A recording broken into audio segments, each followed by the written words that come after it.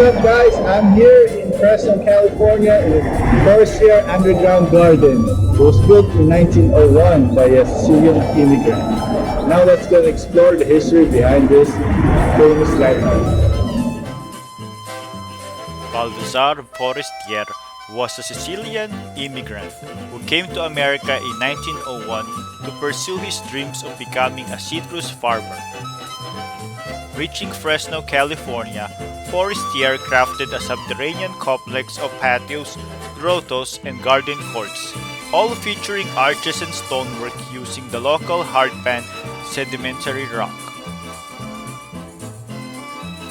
The catalyst for the construction of the underground adobe was a result of the hot summers typical of the Fresno area. He became a self-taught artist and patterned his underground world after the ancient catacombs he admired as a boy near his hometown of Villari, Sicily. No plans were put on paper.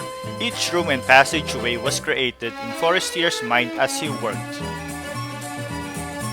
With simple farm tools, a pick, a shovel, and a wheelbarrow, the young immigrant dug, chipped, and carved the unforgiving hardpan for 40 years, all in his spare time.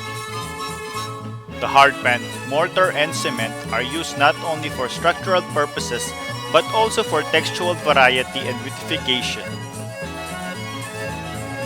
By the time he was 44 years old, he had excavated and planted over 10 acres.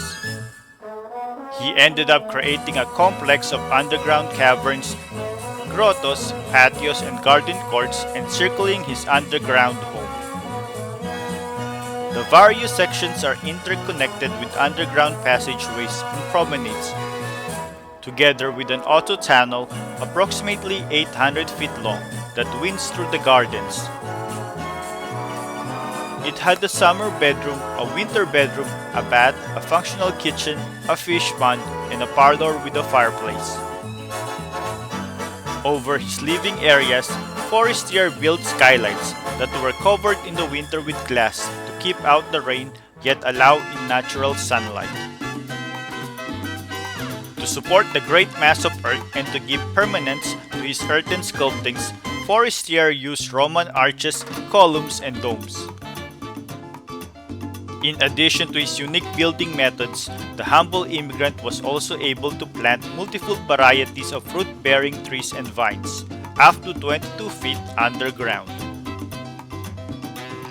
Orange, lemon, and grapefruit trees were planted throughout his underground gardens, many varieties growing together on the same tree. He also grew more unusual varieties like kumquat, loquat, jujube, carob, quince, and dates, as well as wine and table grapes. Fruit could easily be plucked from the surface of the gardens by simply bending down. A small fish pond crossed by a footbridge was created in the garden court, off the kitchen and bedrooms.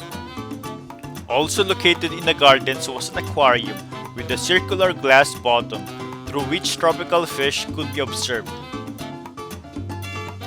On the ground level, there was a small lake, which was subsequently been filled in for a parking lot.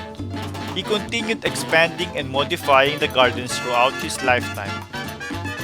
Baldasare Forestiere died in 1946 at the age of 67. After his death, the underground gardens were opened to the public as a museum. Today, the gardens are operated by members of the Forestiere family through the Forestiere Historical Center.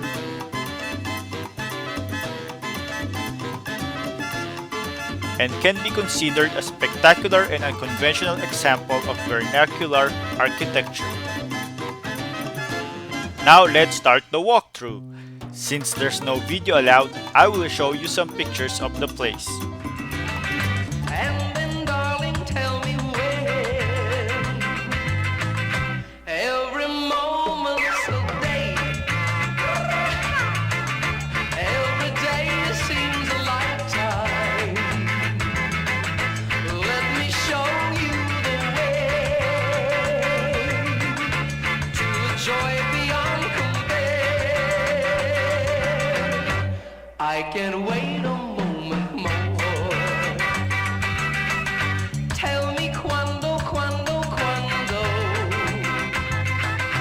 Say it's me that you adore.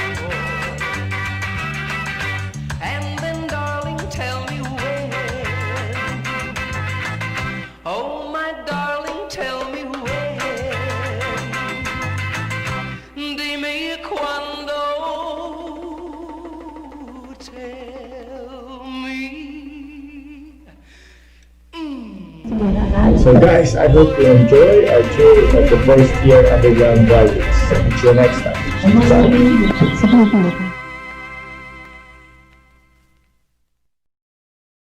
So guys, if you like our videos, please subscribe to our channel and feel free to comment. Hit the bell, hit the bell, hit the bell, hit the bell. Come on guys, hit the bell. For notifications.